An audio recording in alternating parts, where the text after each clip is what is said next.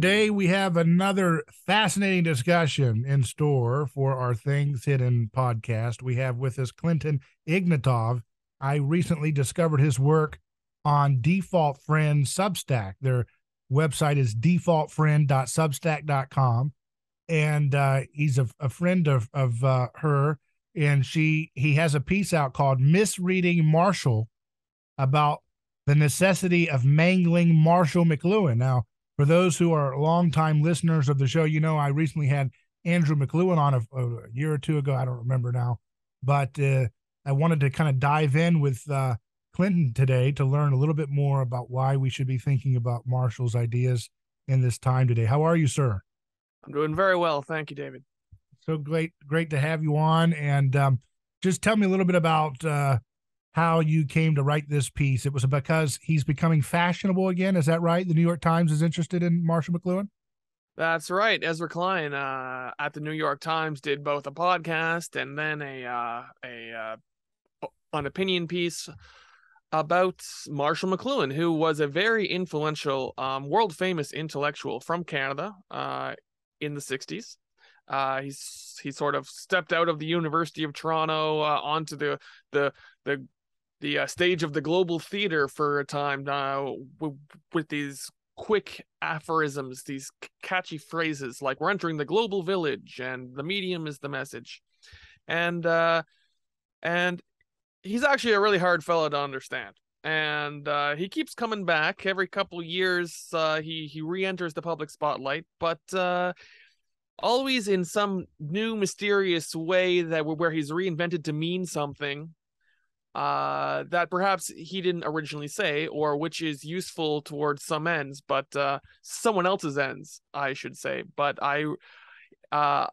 in this piece, you're talking about misunderstanding Marshall. I just throw up my hands and say, you know what? It doesn't matter. Every time someone like Ezra Klein or Wired magazine back in the early 90s, every time one of these outfits tries to bring back McLuhan, they get it all wrong. And you know what? That's okay, because it's more important people know about him per se than that whoever it is who's trying to repopularize him get him totally correct, because that's never going to happen. Right. Yeah, it's one of those things that he is still making an impact in our time today. He was way ahead of his time.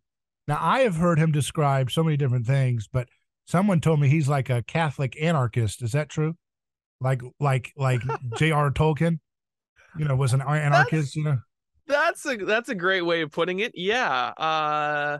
Not in any traditional sense that you might mean from the term anarchist, but he liked to upset the apple carts, and he sort of undercut a whole lot of authorities. He certainly was trying to empower the individuals who were reading him and listening to him directly to have perception of their world. It's, again, you bring in the Catholic part. It's a lot more to do with rejuvenating and healing your soul than it is to joining some political party. But yeah, I can get behind that definition for sure. What would he have thought, or did he interact with the ideas of Jacques Ellul? I don't know the time spans of those people. Oh yeah, he did. So Jacques Ellul was also ascendant at the same time. It's funny. All of McLuhan's, or most of his private reading library, is now publicly available to read at the University of Toronto. And if you go through the list, Jacques Ellul's major books aren't there. Now, McLuhan's name, he actually plugged Jacques Ellul's The Technological Society. And right, Jacques Ellul's two major books, The Technological Society and Propaganda, world famous. McLuhan didn't have them, or at least his copies didn't make the trip to University of Toronto. But McLuhan has 5 copies of Jacques Ellul's first book, which basically no one has read, called The Presence of the Kingdom.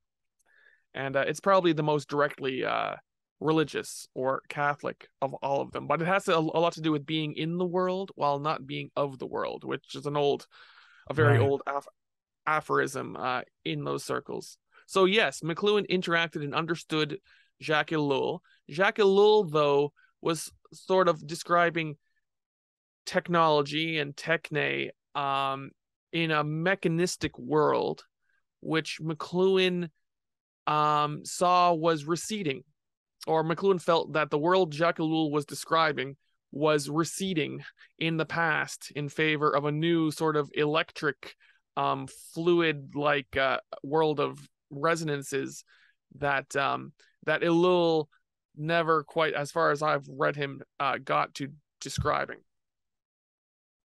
So did you, when you saw that they had interacted, what was the takeaway from the intersection of Marshall McLuhan's ideas and Jacques Ellul that maybe people could sink their teeth into? Oh yeah, so Jacques Ellul and McLuhan, insofar as their view of what industrialism and what machines and what instructions, let's say, or step-by-step processes, or magazines that sell you 3 easy steps to, to get a man, or to iron a shirt, or to lose weight, or 5 easy program, right? They saw our world of logical mechanizing procedures as very inhuman, as roboticizing us, as and they saw that as the effect of mechanism and machines and the breaking down of everything. For instance, Jacques Ellul talked about the modern kitchen as a sterile laboratory where you're taught precisely how to chop carrots, or precisely, right, you have to go through recipes like a scientist, very step by step, instruction wise. And it's nothing like the rich living culture of growing up with the older generation throwing, a pinch of this into the pot and talking in the lively, like, I don't know, picture some traditional Italian household making lots of food, right, and the atmosphere of generations together in the kitchen, right? This thriving human culture, traditional intergenerational living rich tapestry of human co-living, was being torn apart by the mechanisms, not just of machines, not just the technology as a machine, as a physical device, but technology as logical thinking and step-by-step thinking, or what McLuhan called know-how. Know-how was alienating us from our own humanity. So, for instance, Machiavelli gave the prince know-how on how to run his kingdom 500 years ago. And 100 years ago, Dale Carnegie gave us all know-how about how to make friends and influence people, but through a very step-by-step logical sort of, look them in the eye, shake their hand, right? You're treating the other person through a series of these steps, which in no way resemble what we'd want friendship to be, not in any organic, loving sense, right? So yes, Ellul and McLuhan, they were both on that beat. But in the 60s, McLuhan sort of went somewhere completely different, somewhere psychedelic and electric and rock and roll, that would have been completely off the map for Jacques Ellul. What do you mean electric and psychedelic? Oh, he was hanging out with John Lennon and Yoko Ono, and he inspired Timothy Leary's phrase, turn on, tune in, drop out, is it? Right. McLuhan saw that the world that he had been describing in his 1951 book, The Mechanical Bride, the world that overlaps a lot with Jacques Ellul's world of technique and machinery and us being roboticized by machines. McLuhan recognized that television and the radio were going to melt away those machines, and melt away what machines? Melt away the effects of those machines on our behavior, and that our behavior was no longer going to be mechanized, right, quite the same way as it had been earlier. Right. In the 50s and 60s, you could sort of say he saw the psychedelic hippie movement coming and prepared accordingly. This peace, love, and understanding, and these ideas of global consciousness and love and harmony, and the melting of identities into mythological stories of being, and the becoming of an age where everyone was sort of playing a role on the global theater, or role playing. Which, I mean, role playing is like, let's say, even in the you might think of Dungeons and Dragons, which didn't come about until the 80s, right? This idea of being and playing as a form of imagination and experimentation with others in these social situations. There's not a lot that's mechanical about that. It's very human. If it's fantastical, it's mythical, it resonates with old stories. You got fantasy stories which sort of retrieve these aesthetics from the ancient past of knights and these medieval ideas, or right. McLuhan foresaw sort of the way in which fantasy fiction and fantasy ideas would become popular, and the present, we would talk about the present in terms of myth and stories, and the hero's story and whatnot, as opposed to trying to be so hyper scientific and logical the way that scientists at the beginning of the 20th century were. What would he have thought of Nikola Tesla?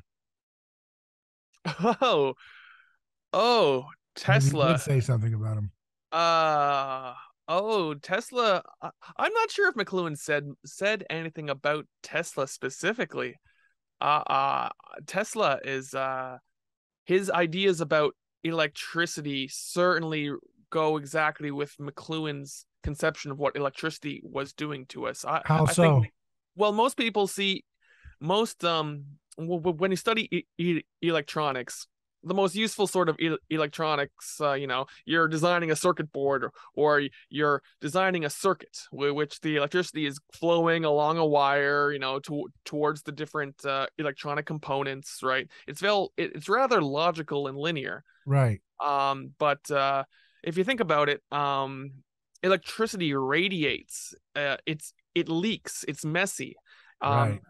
When you design an analog studio mixing console, some of the best albums that you've heard, your favorite music, was mixed on a console where the engineer knew how the circuits would radiate electromagnetism and leak into each other, and how if you put these sliders really close together, the sounds will mess with each other and create a new sound for the music, right? Electricity is not confined to a path like do you water. Have an example that comes to mind that might demonstrate that? Well, I remember hearing Dave Grohl talk a lot about this, but it was a long time ago. Yeah, that's cool. Yeah. I mean, electricity, first, when you learn about it like water flowing through a pipe, but it's a lot more than that. And Tesla had more of an ether type approach to energy and electricity. Yeah, and ultimately, there's a medium. Yes. And when we live in a world, the medium is the message. Exactly. That was McLuhan's point. And when we live in a world where everyone can listen to, let's say, this radio broadcast at the same time from their own radio in their car or in their house or in their pockets, right? They're all together in the same moment, the same space simultaneously. And so because other people are listening with you right now, it's sort of like they're here with you even though they're not. You might be alone in your car, but really you feel like you're melted into this larger audience, this larger And how does that mass. affect you besides just a fanciful feeling, as some people might say as a modernist, right? I'm sure there's a real difference between, I feel a very big difference between listening to a song that's playing on the radio and putting that same song on putting the CD into my, CD player and listening to it by myself. Have you ever sat down? Yeah, exactly. Yeah. And turned on the TV, and a movie that you know and that you probably own and is sitting on your shelf is playing, and you watch it on TV with the commercials and all, rather than get up and put the DVD or the Blu-ray in, right? Because other people are sharing in this, there's a different feeling to the medium itself. There's an energy to it. There's excitement, right? There's excitement. Yeah. These electronic media bring us together the way that people.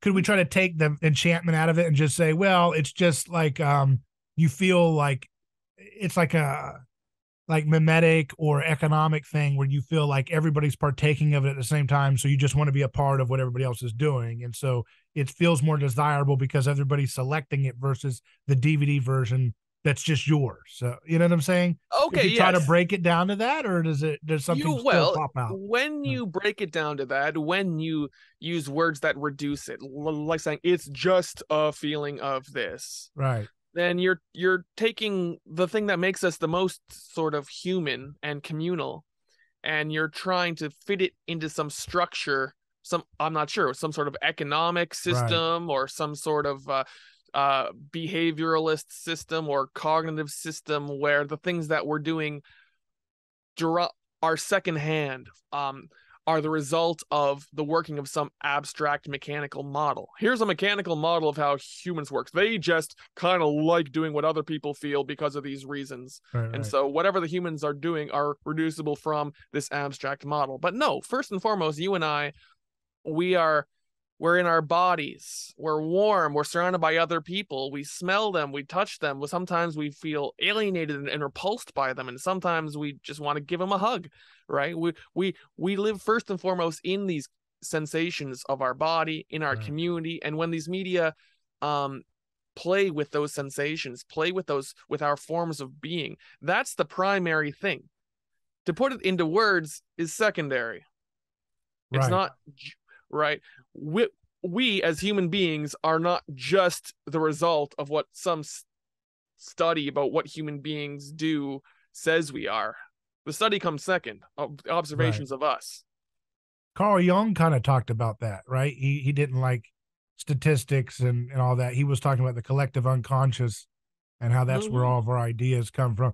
And I think there's so many people are getting at the same big elephant thing in the darkness, and McLuhan's getting at it. We talked about Tesla, that the medium, there's a medium of energy.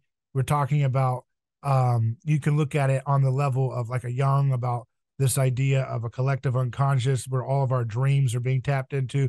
You can Mm-hmm. look at Rupert Sheldrake's where he talks about the idea of the morphic fields, where Oh. animals are tuning into the patterns and forms of rhinos when they're a baby rather than just all of it being genetically passed down through mutation. They're different Mm-hmm. forms and habits of animals and different things. And then you look at even something you mentioned at the beginning of the 20th century. I'm thinking of Napoleon Hill when he had the book Think and Grow Rich. Have you Yeah, heard of that? And the I've heard idea of of it. cosmic habit force. And he was interviewing Rockefeller and Carnegie, and he was interviewing all the different titans, trying to figure out what made them so exceptional. He interviewed Henry Ford and Edison, and he was describing the common things they talked about, which he said they were tapping into some kind of cosmic habit force that had not been understood by the masses up to that point. You look at these different layers of looking at the same thing. What is it? Is it something that we just don't understand? Obviously, you can't boil it down, like you said, and reduce it to one thing. But is McLuhan talking about some kind of physics that we don't understand? This medium, He's right. All of these things, all of these ways of trying to capture the ineffable, let's say, which is to say to capture the uncapturable. All of these they tend to become these spiritual metaphors or these transcendent ideas of ether or these otherworldly sources of knowledge and of wisdom. And that's because, as a cognitive scientist today would say, it's it's us humans trying to break out of the frames, or the frame within which we live, and which within all of our rationality and our logic and our propositions exist in. It's like we're a painting that's trying to see what's going on in the rest, like to step outside of the frame with which is our entire world. And whenever you try to, your thoughts get to that level and that scope of trying to, get the god's eye view on the world that you live in, we can't help but fall into these spiritual ideas or these transcendent ideas or these religious ideas. right? They invoke these feeling of awe and of vertigo and of, or sometimes of abysmal terror, right, existential dread.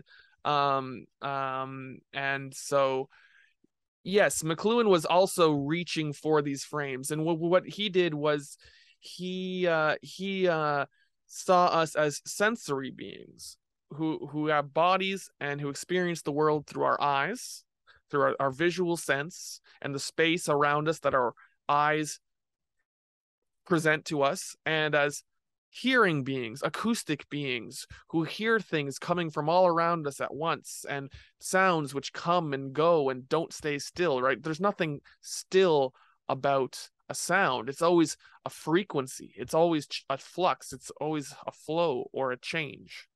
And so the way he tried to think of the ratios between how much the space that we're in is like the world that our visual sense reveals to us, and how much of the world is like the sense that our ears reveal to us, and how the mixture and the ratios of these two different modes of understanding the world interact, and how they touch. And how they touch. Is that the liminal space where they touch? It is a very liminal space, because touch also means release and letting go. If you couldn't let go of the things that you touch, you'd be stuck to them. You'd be connected to them, right? So tactility was the third sort of sense that McLuhan used in his language to describe how it is that we grab and release the world, and how it is that what we see touches with what we touches what we hear, and how what we hear touches what we see inside of ourselves, in this sort of how we say now, synesthetic sense. So yes, these are all old religious concepts. He largely got these from Thomas Aquinas and Aristotle. This is some old philosophy that we're getting into. McLuhan didn't think that Carl Jung's collective consciousness was a real distributed otherworldly thing. He thought it was the accrual of culture that we became used to, that we grew up in, which settled in our mind and retrieved from our lived memory and our cultural memory as we each individually internalize it. He wasn't reaching for some cosmic otherworldly thing in this Gnostic sense, where there's another world out there that descends to us. He firmly believed that the world we are in now and the world we see around us is the world that we are from. Not in a materialist sense, right? Not entirely in a materialist sense. No, he was devoutly Christian, but he also understood that spiritual states can be induced through scientific means, and you can take a certain chemical substance and have a spiritual experience. But he was very careful to not easily translate that into religion as such. So he was sort of more skeptical about spiritualism in one regard, while describing how all the effects, all the things we feel, all the reasons we feel spiritualism have got a lot to do with our material world, but more specifically our relation to the media of our material world, or the things that we put on and take off each day to become our human selves in a technologically advanced society. Think of all the things you put on your clothes, and you put on your shoes, and then you get into your car, and you get onto your computer. These are all things that we put onto ourselves, and they become us, and then we take them off. How do they become us? They become us because we melt into them. When I'm pedaling my bike, I'm not thinking about every single micro movement of each push thrust downward and how to stay up, and right, the bike becomes part of me. I melt into it, and its wheels are an extension of my feet. And like muscle memory. Yeah. It's muscle memory, right? But muscle memory is a way of getting at the fact that our bodies don't really end at where our skin ends. Our bodies and who we are extend into the reflection of ourselves in a mirror, or the recording of my voice, which is now going across the airwaves. And your voice. Would you say if you're putting in in your voice a spirit of love or fear or whatever, that FM AM translator, that FM AM frequency that's going to go out is going to go around the earth and affect people on a subconscious level, whether they're tuning into the station or not, right? Because sound has a frequency.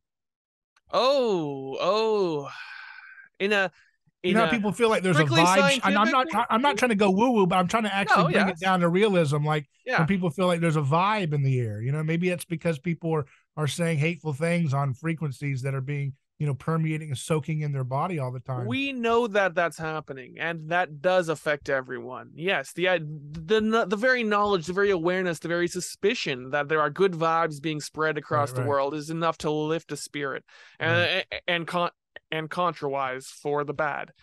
Yes, I agree that completely. Because we know the world that we live in. We know that these technologies are happening. We know that somewhere there's this thing called the internet, which is a bunch of people sitting alone, typing whatever gibberish they're going on about. And somehow that leaks into our world when we're walking down the street, or the things that we hear at the dinner table from our family, right? There's these forces, these ideas which are flowing all the time, and they Mhm. may be flowing through material scientific means. It could, yes, it's the wires, it's the copper wires that are strung along the telephone poles that you're driving past, or it's the antenna on your car, right? These aren't magical devices as so much as they're products of engineering, but we've been living within this world for so long, and we sense its contents. Right. We're not paying attention to the wire. We're not paying attention to the pixels on our computer screen. We're not analyzing the font that our newspaper is typed in. We're getting the humans within it, the humans which have extended their thoughts and their bodies into these images. You're getting my voice through this Right. microphone, right? Right. There's all this humanity swooshing around us in the content of all these media that we're swimming in daily. That our bodies are a very small leftover as of who we are when we consider who we are to be these things like our reputation and our image and our memories and and and our clothes and the buildings that have our name written on top of them or whatever else. Right. Now, a lot of people who have studied McLuhan and stuff have gotten into the part where it kind of feels like these are scary, dangerous things. Some people call them demonic forces, Mm-hmm. right? Some people have talked about how, you know, that the biblical text seems to refer to Satan as the prince of the air, and people extend that to the airwaves, you know, or something that some kind of. How do you see this part of the thought process around his work? I think that suspicions in these terms are more true to the way things are for us as humans than any naive dismissal that, oh no, that's all just superstitious, there's nothing there, or let's just go study something scientific and rational, right? If people were more rational, then they wouldn't believe in all this nonsense, right? I think that's a very misguided view. The way we have to deal with humans, the way that they function and the way that they are and the way that they think and the way that their intuitions and their minds actually do make sense of the world. And and the way that our minds make sense of the world is just as much through these mythological images, just as much through these stories, um just as much through strange coincidences and superstitious suspicions. You can see something that scares you out of going out to dinner tonight or getting on that train because of some totally irrational reason, but people do it all the time. I do it often myself. Weird hunches. And I'm picking the most mundane example possible because people will do that and will keep doing that, and you can't just fix the human like you're fixing a broken computer. Our understanding of humanity has to be not to reduce these things to some logical diagnosis of what's wrong with computers or what's wrong with people because they're not computers, right? Because they're not perfectly logical robots who just do all the steps they're supposed to do, right? Um, uh, Doubtless I've lived long enough and I've known enough people and I've been in enough situations to have known people that I think that person's an absolute monster, or my God, that she has demons in her, or something like this. And these words mean something, Yeah. and they don't mean that I need to get on my hotline and call a priest right, necessarily, but they do signify real evaluations that we have, that we need to make sense of our social setting and where we are and how to orient ourselves at every level of being and of our life. Yeah, and you mentioned in your article about misreading Marshall. that that there's criticism that's become more fashionable to use McLuhan to critique the effects of social media and internet culture and what it's doing to people, that they don't know where to, they've got it wrong because they need to go back to print. They need to understand how the effects of print media is where we got to this point Mm-hmm. of the negative effects of social media, right? Can you explain that a little bit for folks? Yeah, so like I said, McLuhan, he's sort of a long history sort of thinker. So he studied medievalism 1,000 years ago in Europe, when most of culture was a bunch of monks copying the old books that were falling apart into new copies just to keep ideas alive over the passing centuries after the collapse of the Roman Empire, right? These sort of things, right? So he's analyzing these changes over centuries in thought, in philosophy, in religious ideas, and he's and he's seeing how the invention of the printing press, these machines which can just produce a book in a matter of minutes, instead of handwriting them, right? You can just print 1,000 Bibles and send them out, and 1,000 books and 1,000 copies of Sir Isaac Newton's latest ideas in physics, and and the printing press, which leads to the newspaper and leads to public libraries and leads to the modern university system, and basically builds up civilization as we've known it in the west of Europe and the Americas and the colonies of Europe. um these The book itself uh had effects on our psychology. McLuhan suspected it made us silent readers. It let us sit alone and just silently stare at these symbols, and Can't silently read a hand manuscript.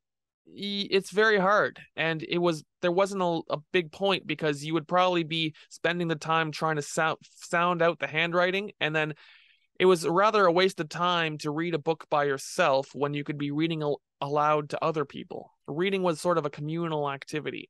And Most why? people who read manuscripts, because there was only one book, and because everyone Right. else was probably writing down their own copy, Right. So sort it of was a they could take it scarcity home with them. effect. There It's a was a scarcity. scarcity. Okay. It's a matter of scarcity, and it's a matter of you can't read, 100 words per minute someone else's handwriting. It's hard. Right. Handwriting is actually kind of difficult. You got to go slow Right. and sound it out. So, and yeah, there's no point in reading a book if you're not reading it aloud to someone else so they can be taking notes and making their own copy, so that you're producing books So while in you some read them. sense, the only encounter that the modern person has with this medieval age of sense making is when their doctor writes them a script for a drug. Yeah. Yeah, there you go. uh, Exactly. The whole brought secret. medievalism brought to you by Pfizer, right? Oh my goodness. Um, all right, so let's go back. I'm following your train. I want people to understand this print aspect and how we got to this point. Yeah, with prints, we had people silently reading, scanning their Right. eyes over these perfect letter forms. Every letter in, the font, Times New Roman. It's a And what's beautiful wrong with letter. that? Oh, because you read it so fast and you read it so silently that you sort of crawl into your own head. McLuhan says that you just emphasize the visual space of the mind, right? The visual sense, So the that's way the that consumer. Okay, go ahead. yeah, it created people who thought in abstract, fast symbols, and sort of facilitated the invention of math, of modern physics and modern Newtonian science, where it created Cartesian space, where X, Y, Z, everything can be a point of these Mhm. coordinates on some n-dimensional or So three-dimensional, McLuhan believes that those things wouldn't have come about if we had still had, manuscript and handwriting. right. Exactly. They wouldn't have come about and then taken the world by storm and taken over the world. These ideas of math there wouldn't be a whole bunch of people who were used to silently sitting there abstractly thinking in their head without moving their lips. If there weren't so many people out there trained to sit still and just think, divorced from their body, from all this silent from all the silent reading, then these ideas would never have caught on as they did. They wouldn't have inaugurated the world of industrialism, of machines, of advanced mathematics, and then that started to reverse itself. The world was the modern world of the Enlightenment was built on books and the sort Right. of people that books, the sort of psychology that books gave people. Interesting. Now, so would that be a shift from Ian McGilchrist talks about how the Western world went into a left brain hemisphere dominated way of looking at the world versus a right hemisphere brain where you're more intuitive and you're bringing things together in a more. That's exactly it. That's exactly it, David. Yes, the visual space world of typographical man, those would be McLuhan's terms, is the world of singular causes and effects, of figures preceding figures, of the singular focus of one object and then another object and then another object. That's Ian McGilchrist's left hemisphere thinker, and it's divorced from context. It's divorced from the total picture. Or again, it can't.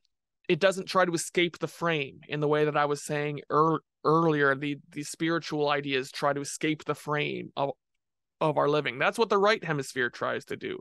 And with the telegraph and the radio and television, we sort of, to a large degree, McLuhan said, we started to return back to this holistic right hemisphere, Yeah. right-brained world of everything and the connections between things and all the things, I'm in my 30s. It was before my time, but what I understand from the 60s revolutions, they were all these people were dying for a sense, for a picture of the total belonging, the total world. We developed for the first time these sciences of ecology.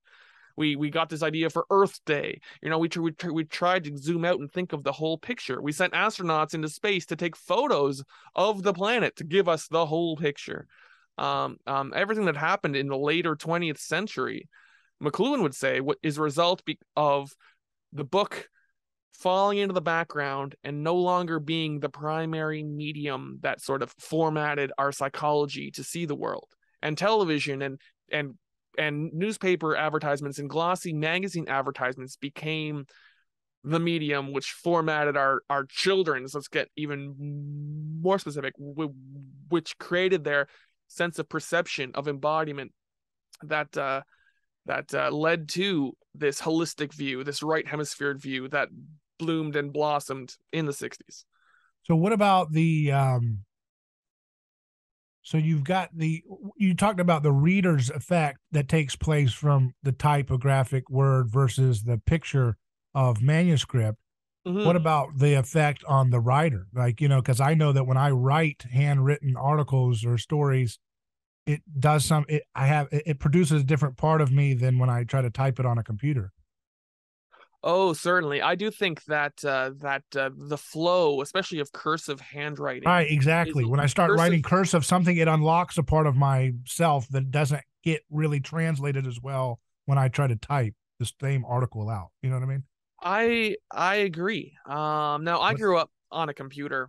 I type first and foremost. That's my natural mode of expression. I can type no problem. And handwriting is, I do have a different voice with it, but it's not the voice that it's not me at the ground of it. So I'm from a different me because my handwriting was terrible and I didn't practice, and if I had something to write down, I could always just type at a fast level. Oh, and because all of my discussions on the internet growing up, I was, going to the library to use their internet, and I was getting up at, say, 4 a.m. In elementary school, I would go to bed at like 8, 9 o'clock in the evening, just as the sun was going down, so that I could wake up at 4 a.m. and use the dial-up internet, which ties up the phone line, for a few hours before having breakfast and getting on the school bus to go to school, right? Because when you're on the internet during the day and your mom or your dad is like, I need to use the phone, get off the damn computer, right? Yeah. Someone could be trying to call. I've been waiting for a call all day. You've been on the internet? Come on, right? So, but what are you doing on the internet? You're engaging in text-based conversations. They can be conversations which are had over the course of days and weeks in web forms, or they can be instant messages back and forth. But you're having conversations with other people entirely through the words. that you're typing, entirely on the screen. And sometimes you might see a young person type, LOL on their phone and send it to the friend, and it means laugh out loud, but they didn't laugh out loud at all. That they were sitting Right. there as stone-faced as they always were, right? Right. Right. It's so this gets back to what I was saying earlier about typographical effects. The silent reading sort of creates a mind-body split, is what T.S. Eliot thought. He called Huh. it the dissociation of sensibilities, right? I know that There's the Gospels were written. A lot of them, a lot of the or the New Testament text letters, like Romans, were supposed to be performed for the audience that was listening to them, not mm-hmm. read. And I know Douglas Campbell's a theologian that believes like Romans is actually meant to be read as a dialogue, a diatribe against another author. And so when you read it as one author, they would have made indications for the performer that would say, and then you said, nah, nah, nah, nah, nah, nah, nah, Mm-hmm. and then it goes, but then I disagree, da, da, da, da, da. And it's like, you don't get any of that in the text format of Romans. You think it's the same voice, but it's actually a dialogue going on that the audience would have understood at the time. That's very interesting. That's very interesting. Of course, it's in the performance.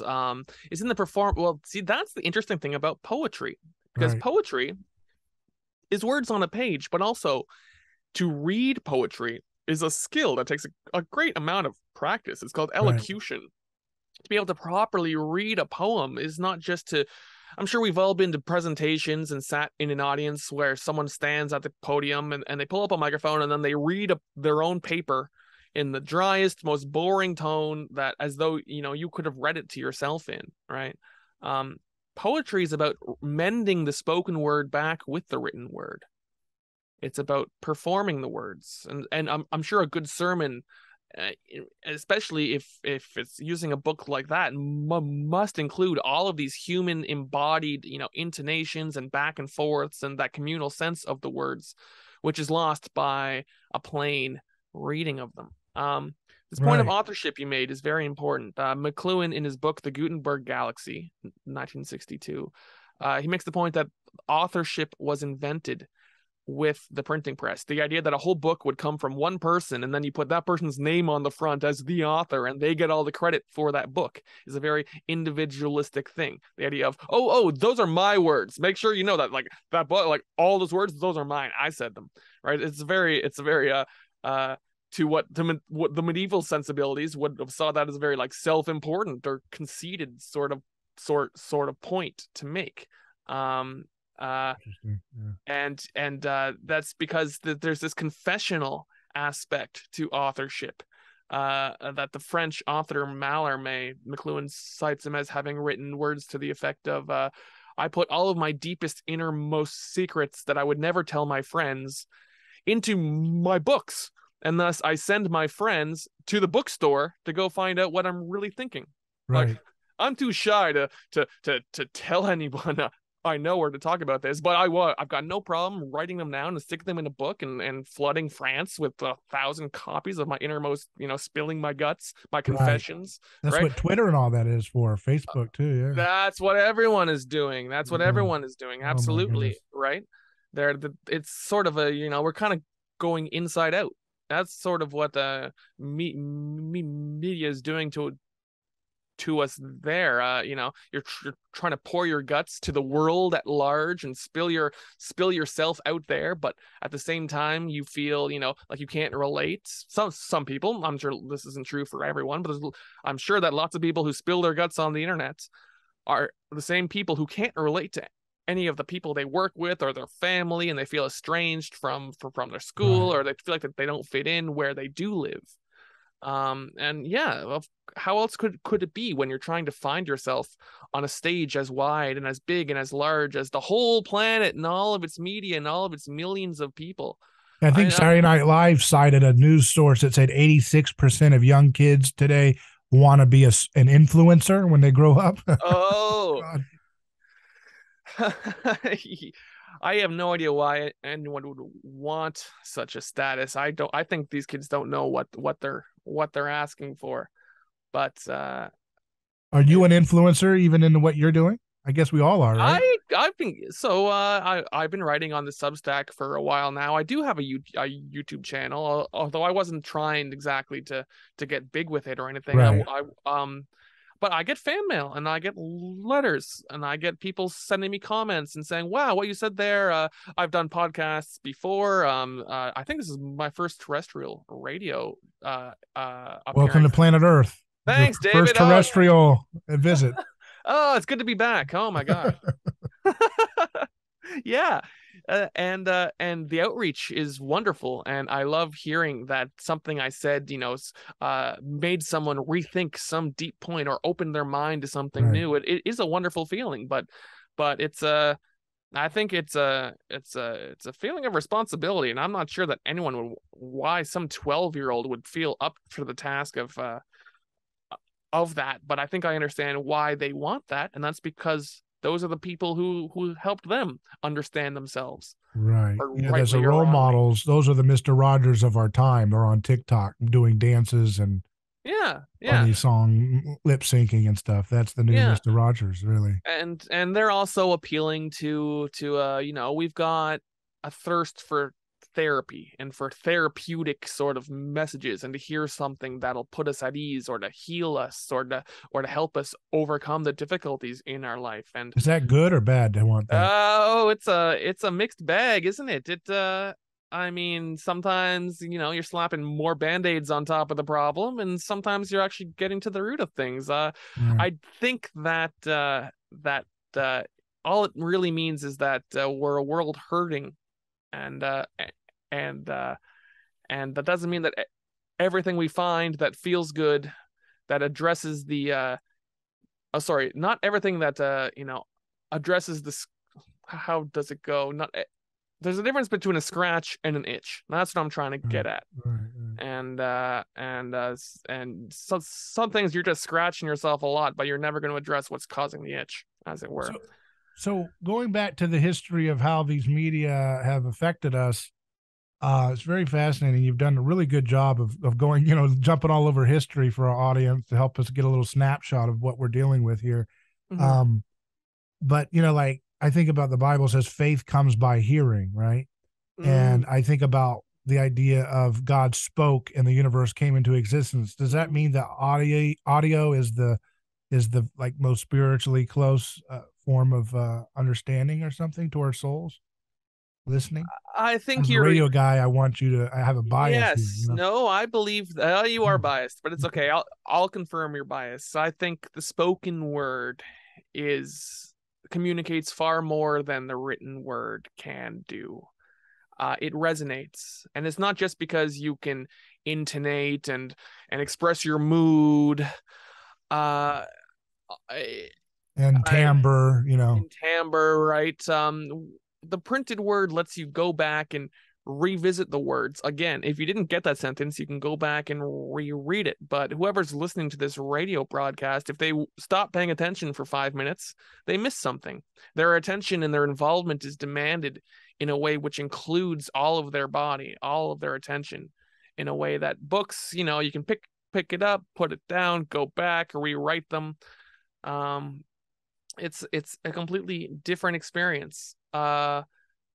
Poetry is written to be read aloud, to be shared, to fill a room full of other people who experience it. Words bring us together communally. They resonate. They're the first logos, which bind the world that we're each in together into a world that we share a being in communally. I believe so, at right, least. right. Yeah. So when you say God spoke and the universe came into existence, you say God didn't write and the universe came into existence, right? He didn't write it. We're not No, written. We're spoken into existence, and in some sense, our sense of self is spoken into existence because when you're a baby, you're mimicking the voices and the sounds and the things you see from your role models around you, right? I mean, you're not reading what does it mean to be a baby. You're becoming it through, I guess, gestures and performance, right?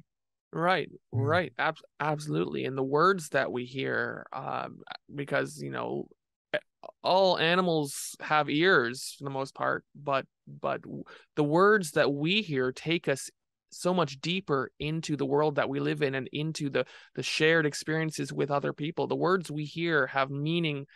The words that a baby hears empowers that child, that infant, to begin uttering words which then which carry meaning, Right. which shape and change the world around the child. The child can say things, I want this, and then that thing appears in their Right. hands. Right. It's the words we speak are not just sounds. They are vortices of power.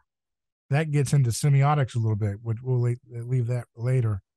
But I want to go back to the radio thing. So why is it that radio hosts tend to say, they tend to talk with a theatrical style, like a carnival, but the podcast has a different sound? You know what I mean? Like when you do a podcast, you typically talk with a quiet tone and you say, so how's it going? It's very casual. It's not excited usually. There's not a lot of passion in it. But when you hear, some of the greatest radio shows, even to this day, there's a little bit more theater to it. Why is that? Yeah. Well, yeah, as I understand it, there was that what's that famous radio station from Windsor, Ontario, that sort of came out of Detroit and created the modern high speed. Here we are, come on, we're right, that Right. fast paced Right. cadence of voice. Before then, there were radio stations with the cool jazzy Dan DJ, right? Like Right. right. For me it comes down to attention span and catching the person as they're Right. surfing the airwaves, right? Right. That's what you can do with radio, is you can jump between stations whenever you want with So you have just to reaching catch and them with reaching your over. sound. You have to put performance into it more. You have to put performance and energy, and so people will compress the songs that they play so that they sound as loud as possible, and then they'll make the commercials will go even louder to try and catch your attention. It's a it's a it's a shame to someone who with uh with an eye for, or an ear, I should say, for fidelity to music. Or but Yeah, I feel like there's sort of an arms race for attention grabbing that's sort of happened over the course of decades historically. And then that's why classical. I mean, we've got classical music stations here, and cool jazz stations here in Ottawa as well, for people who want to melt back into something a little more relaxing. But that's not what I'm going to hear being played in this anywhere in public where the radio is blasting. It's always pop music and rock and roll and hip hop and loud DJs and louder advertisements, right? Right. So Right. So you're basically you're kind of calling out like a carnival barker trying to get through the noise, right? yeah, I Come think on, step so. up, step up, step up to the game. We're going to play the game. Whereas a podcast, you're preaching to the choir. So you just kind of talk in a hushed tone, like, okay, here's the deal, guys. Today we're going to do Well, there you this. go. Right. Actually, that's interesting because I think of headlines. Mm-hmm. Newspaper headlines Mm-hmm. are also the carnival barkers of print. They Right. they demand your attention. They're supposed to sell the newspaper when you see these four words Right. and bigger, giant, massive letters here, right? They telegraph in short spurts. Boom, boom, boom. Tight, mythic, excited, right? But no, I think the conversations of understanding real conversations between real people, the subtle meeting of minds in a long conversation like the one that you and I are having here, David. Mm-hmm. Mm-hmm. It's when you take the time to invest in a conversation between two thoughtful people who are sort of building their own world together. When we speak, that's what we do when we speak with each other, is we build this shared perception of the realities that we're both in, and we see how the little accidents differentiate our lived experience and all the commonalities that we share. To step into that is something that people who are all hyped up and conked out and burnt out on the high speed carnival barker stuff are turning to more and more the more placid, I easygoing. mean, and you don't. I mean, and the thing is, it's like Paul Harvey. He was a great radio voice, and he didn't really always do it in a carnival way. I mean, but he just had there was a presence to his voice that felt like it was a representation of the time, that he came about, where America had more charm and charisma and innocence to it. Have his famous broadcast about when God made a farmer, and he has these famous lines where he had 30 million people listening to him. And today, it's seen to be like in the podcast and internet streaming dominated world, it's considered to be not fashionable to be caring or excited about what you're talking about. You can't be excited. You have to be kind of above it all, like, cynical, detached, above it all. Nothing sparks wonder in your voice. You can't show that. You can't show interest. It's considered to be not cool. You have to be kind of, I've seen it all, that cynical tone, and that's very popular in our generation in terms of the media that people are consuming, Yeah, it's all ironic. Yeah. Irony took off, sort of. Irony seems to have saturated the airwaves in the 90s.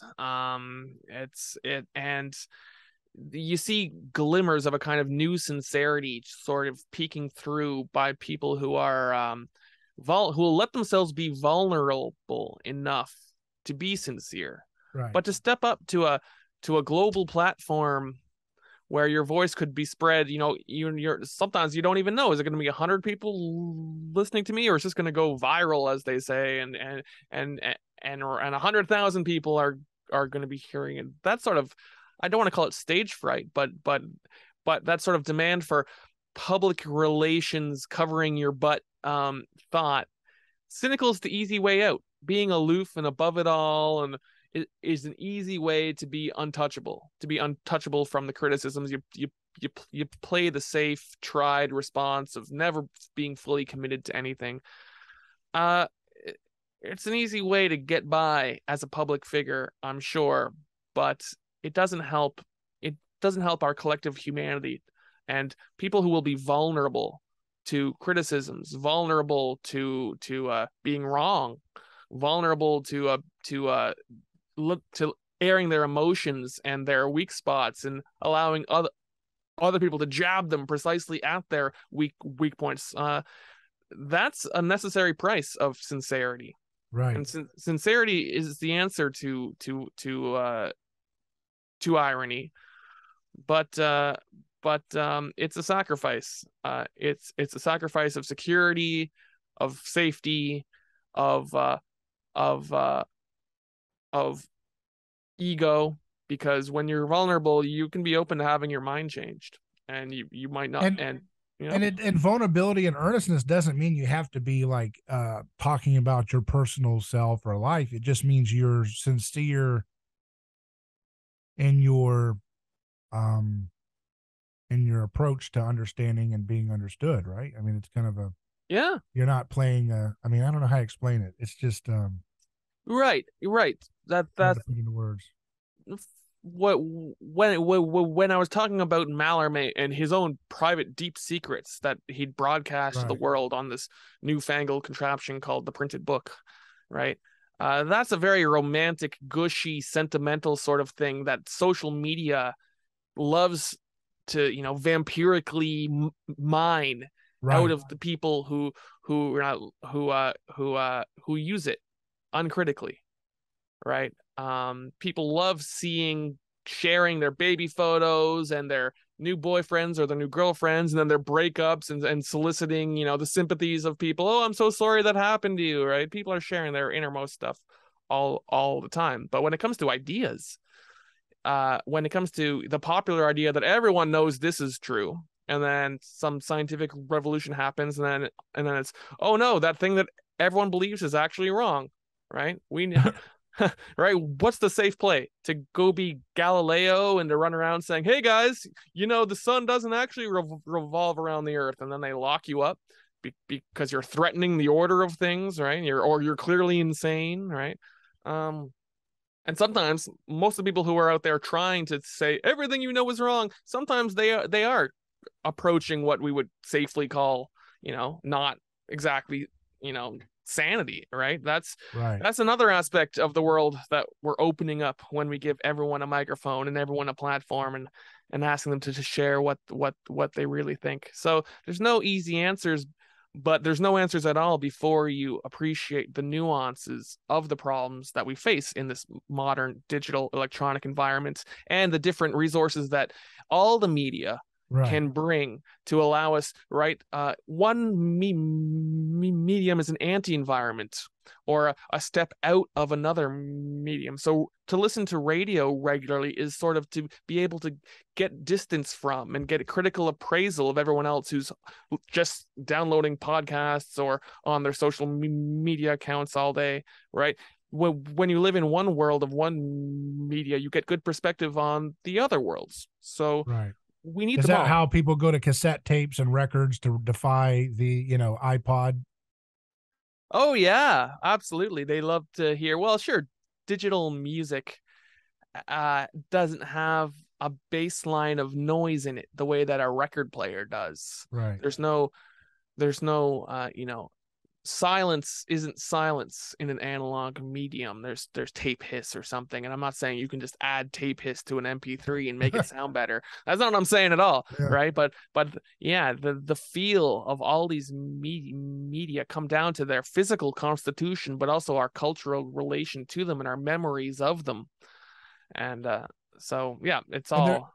there's a show in the area I'm at that comes on radio where it's been on for 37 years or so. It's a long time, and they Hmm. do uh it's what Facebook, does with their marketplace, but it's, people call in to buy, sell, or trade their items. So they have, I've got a tractor here and I'm wanting to have it for this amount of money. If you want to call me, give me a call. And then That's somebody else would wonderful. call in and say, hey, I've got DVDs for Disney DVDs. I'd like to get a part ways with it for $50. Give me a call. And it's just so exciting when I know this sounds weird, but I thought you would enjoy this as a McLuhan guy, but it's just Yeah. something interesting about, like, you're turning on the radio with all this noise and all this detached, social media, internet, and there's a little tower in your area, and fellow humans like you are in this little village, and they're calling out, hey, I have something, hey, I'd like to Oh, share something, and it's like live and it's local, and it's not mediated by the company in San Francisco. It's just a tower in their own community, and they're just doing a little community gathering thing, and oh, it's that's kind of neat. wonderful. That's Yeah. wonderfully sublime. I love it. And so it's classified ads and buy and sell, but you just tune in and wait to hear if something you're actually interested in comes along. But otherwise, you're just immersed in your town, in your Yeah. locality, where you live. Oh, that's beautiful. That's beautiful, David. Yeah, it's I enjoy that kind of stuff, and I hope that we can return to that kind of stuff in the future, where we can kind of get back to our community. Maybe it's back to the future, because we assume that analog media, because it came about before digital media, must, and I think McLuhan helps with this, but it must be kind of replaced, Hmm. right? Like, even some of the new modern car manufacturers are removing the FM and AM from their cars. They're just saying, or they're removing AM and just having FM at most, or digital HD radio. But it doesn't have to be that way. Just because a technology comes before another technology doesn't mean it has to be eliminated, right? Or pushed away. No, not at all. Old media are being retrieved all the time. And I'm not talking about fads. I'm not talking about how it might become cool for a kid to get a record player, Right. or for a few years, as some sort of revival. I mean, the elements and the qualities of old things, once they become cliche, right? An AM radio is pretty cliche. I wouldn't be surprised if I climbed into your car or your truck and I said, "Whoa, you've got a radio in this thing?" Like, I wouldn't surprise anyone. It's cliche, but Right. when something's cliche for so long and it melts into something that we take for granted and becomes invisible to us, and we ignore it, it can return as something much larger. It can return as an archetype. It can return as all the things that having a radio in your car meant to culture at large, to every movie that ever had a plot that involved a thing heard on the radio, to every famous radio announcer from Rush Limbaugh you mentioned, or Casey Kasem, or right, all the things that radio mean to us are contained archetypally within these little devices that we take for granted, and the potency for that to return is part of the whole story of media never really going away, but always coming back in a new form for a new age. Does it always come back in a reactionary, nostalgic way? Like it's always reacting, always a kind of not it. Nostalgia will always play a factor, right. but no, it's not reactionary, and it's in a way which helps us suddenly recognize what's really going on and helps us sort of break out of our old frame. When our old frame and our old environments and the structures that make it up and our ways of understanding it become unbearable, and we're looking for something new. Right. That something new is never really original. That something new is more often and mostly a retrieval of some ancient or old archetypal way of living that, if you look for it, we have done this new thing before. Right. And sometimes we don't recognize that we're just reinventing the wheel. But when we do, we can infuse our new world with a historical tradition that reaches back to the old. What would Marshall McLuhan think of the 80s song "Video Killed the Radio Star"? Would he agree with it, or would he understand what it was doing at the time? That was the very first song that played on MTV, and MTV, I think he would have known that it didn't merely kill the radio star, but it would create a new form of film. He would have predicted the films of directors like Oliver Stone and Quentin Tarantino. He would have seen that if you make video as crazy as and rhythmic and high speed as pop music is, then you're going to have fast cuts, you're going to have action, you're going to turn cinema into all of the acoustic space things that pop music are, but in visuals. Interesting. Do you see film and radio as kind of coming about at the same time for a reason? Like, are they connected in a way? Because the golden age of cinema and the golden age of radio kind of parallel each other, don't they, a little bit? Like the idea of going to the theater and going to gather around your radio to hear a radio drama. Absolutely. If you think about what's an old style film projector, it's a mechanical machine. Right. It has to play the film at, at first 12 frames and then 24 frames per second. Right. It's all monkey motion, gears and whirring and springs. Right. It's a machine, but it pushes the boundaries of entering into what would become the electronic world of constant motion and fluidic movement and frequencies and music that we have today.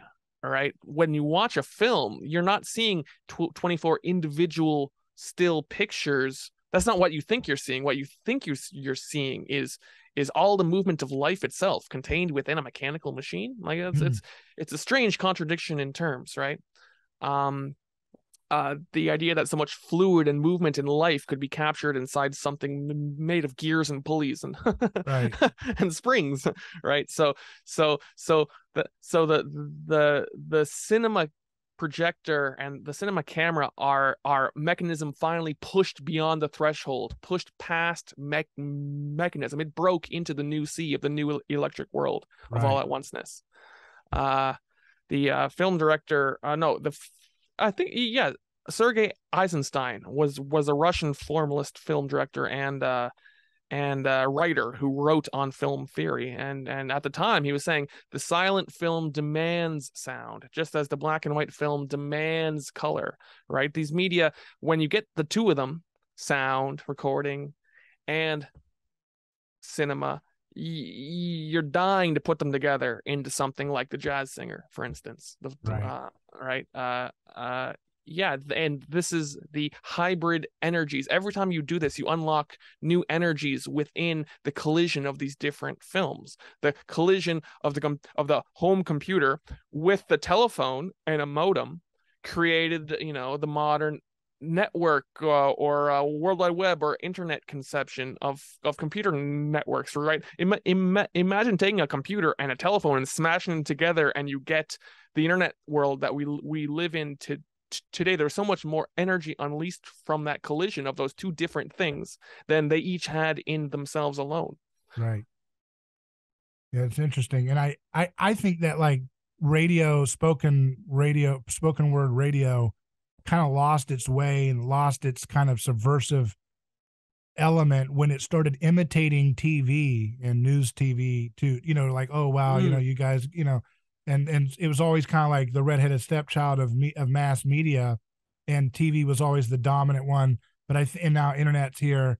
But I do think that like returning to radio's roots alongside the rise of cinema and bringing a cinematic approach to radio spoken word would be a good way for radio to evolve into something that's more interesting. Instead of just that mass produced, commercial heavy, 4-minute ad breaks, Oh, yeah. interviews last for 5 minutes, and it's like that's TV, and it doesn't feel like the way it could be, where it's more like, Werner Herzog Yes. document, Yes. like imagine like Werner Herzog interviews on radio. Like there should be more of that. I know NPR and some folks try some of that, but there needs to be more of that. I agree. And what you were pointing towards with this radio station that allows Right. listeners to call in their own classified ads. Radio must be local. Radio must be a voice for the place on this planet Earth from which it is broadcast. This monstrosity that you have in the States, this Clear Channel thing that Right. buys up all the local stations and puts them together, it's abominable. Radio is the voice of everyone gathered around its transmitter. Right. That's how I see it. It's almost like syndication is what destroys a lot of what radio's power is, really. The idea of rebelling against this rootless, placeless, Yes. ethereal, Yes. This idea of there being no local newspaper or there being no local radio station. I'm sure the internet has caused a lot of this, but I always used to think that social media should be based out of your home library. Like your hometown library should be where the server is, and when you want to change your password, you got to walk in and show them your library card. And that way you're not sending all your information to Facebook over in California or wherever the hell their servers are located, today. Right. This idea that we come together through these corporations which have no space, have no location, all right, are have made themselves the town square of towns they don't even exist in physically. It's awful. And so, like the local library, in my example, the local radio transmitter grounds you to the community that you live in. Right. That's the place for that's sort of the where radio has a role to play in being electric, in being all encompassing, in surrounding us and traveling through our bodies and being picked up off the air like this Right. magical Even when we're force not that it tuning is. in, it's going through us, right? It's going through us, and we know it. And then, there's a few people out there who go out there and spend a lot of money trying to build themselves a Faraday cage and some mistaken idea that that's a bad thing. But I think it's wonderful, this embrace of the electromagnetic spectrum that we've harnessed and that we use to share our common humanity. Yeah, it's so interesting, and it's something that is really in keeping with a lot of the best aspects of America, being a patchwork of different communities that have their own sense of place. The little part, what they call little America, and this notion of kind of like, Bill Kaufman is a writer I like, and he talks about the empire versus the little America. And he talks about how our sense of language is imbued with this sense of placelessness as a means of success. Like we even say, if a kid's going to be a successful, we say he's going somewhere, like he's going to leave where he's at, and if someone's not going to be successful, we say, oh, she's not going anywhere. Like she's going to be Mm. stuck in her hometown, as if Mm. that's a curse of like you didn't succeed, you didn't leave the little town to go to the big city, and Uh-huh. that's not, I think that's part of kind of the syndication, like you said, mega corporations consolidating radio, consolidating TV, formatting and everything.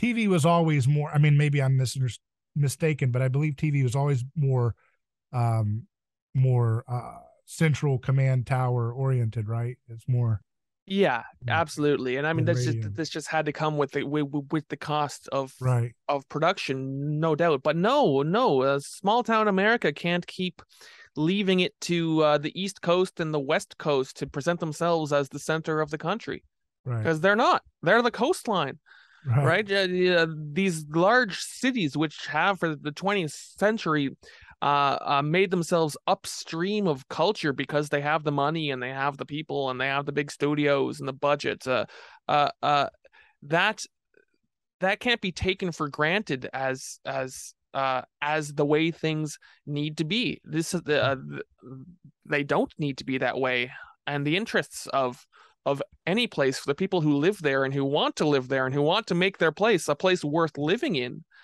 demand, for my first and foremost, having the infrastructure to build that community for themselves, to have their own station, to have their own transmitter, to have their own computer servers for their own websites, to have, right, right, that before you get to any popular issue argument about right, whatever the discussion is of the day in the zeitgeist, you got to understand that when what you're thinking and feeling and arguing about has come to you through this, couple 100-mile loop of wires and satellites that are looping in people on the other side of the country from you, then you're not going to feel at home. You just can't. so true, so true. You can't feel at home when only two cities are basically like talking for the rest of the country, Yeah, inserting themselves into and the saying we, conversations you have with your family and your friends and your coworkers. Yeah. and they have been doing this for a long time, and it's really made a mess of things because we can't, I don't Right. know, we can't And seem my to, point is, it doesn't matter what they're saying. right, I'm not right, for or against their politics. It's the right, very fact that they're not where you are right. physically. Interesting. Do you think it would have helped if, for example, New York City media had said, "Hey, this is New York City media today," instead of NBC National News? If they had worn their sense of place on their sleeve more honestly, maybe that would have helped. Yeah, The right. like Exactly. You get a few skyline shots in the advertisements uh, or in the opening credits, but otherwise, no. New York is cosmopolitanism, and cosmopolitanism is the world as a city. For lots of America, right? As I see it up here from Canada, looking right, down at you guys, right? right, From what my TV shows me. But no, talk radio in the format we're doing here and now, it doesn't have to be. NPR doesn't need to have a monopoly on that, because where the hell is NPR? All right. I mean, no, you need talk radio for where you live. exactly, exactly. And it's okay to listen in from around the world, but just knowing that this is our particular area and this is how we think of things is important and healthy, I think, for a media ecosystem to kind of Yeah, do things in a more healthy way. Maybe, I don't I've know. I've never thought about it, but the role of call signs is sort of a mixed bag here, isn't it? How so? Well, does the call sign really? It tells you where a place is if you know the acronym, but it's also kind of a code, isn't it? Radio Right. call signs. I'm not sure. It's What do you think? interesting. Like it flattens It's in out the local region texture yeah, of the state? Yeah, exactly. yeah. It's a little Like it's like, abstract. yeah, yeah, like prisoner number 47444 or something, like, Yeah, radio station, da da da da. It's like a little, yeah. The corner yeah, of 6th and 8th Street. Well, okay, yeah. yeah. Interesting. Yeah, that's interesting. It just, whenever I get excited about, oh wow, how can I use radio to be subversive against imperial network television and social media oligarchs, then I think about McLuhan and how he critiques all of these different forms of electronic media. And I think about, even I was listening to a book, or I can't remember the title right offhand, but it was talking about how McLuhan didn't like the way they used a microphone in traditional Latin mass, because he said that should be something you hear whispers of. And I'm like, man, I'm over here thinking radio could be used to subvert the decadence, and he's over there critiquing a microphone in a church, which makes sense. But I know it's a different context. It is, worship and everything. But Right. Well, the radio is part of this electronic milieu that enters people from the other side. They're right. They've got this little box on their shelf or this little button in their car that brings our voices into them from somewhere else. Right. The mass, especially the Latin mass, in these buildings which were designed with acoustics in mind, right? For there to be echoes and reverberations, and for there to be right. incense burning and Whispers the Latin mass whispering is kind of, if you put a mic to it, it kind of ruins it a little bit. He said, Yeah. Rooms have acoustics. They have their own reverberations. They have the Right. spots where you sit and it sounds completely different, right? You can have a band perform in an awful venue and their song sounds like garbage, and then it performs in a good venue and it sounds immaculate. Right. Right. All these things are taken for granted in a medieval cathedral, for instance. The reason that most of the music of worship back when buildings were stones is this slow chanting, is because the chanting needs to reverberate and linger and hang, and if the music went too quickly it would turn into a mush. You couldn't have a dance rave in a Gothic cathedral because it would sound like garbage. The reverb would be so strong that all the beats would melt into one another. This is a point that was made by David Byrne from the Talking Heads. It's interesting. Yeah. Mm-hmm.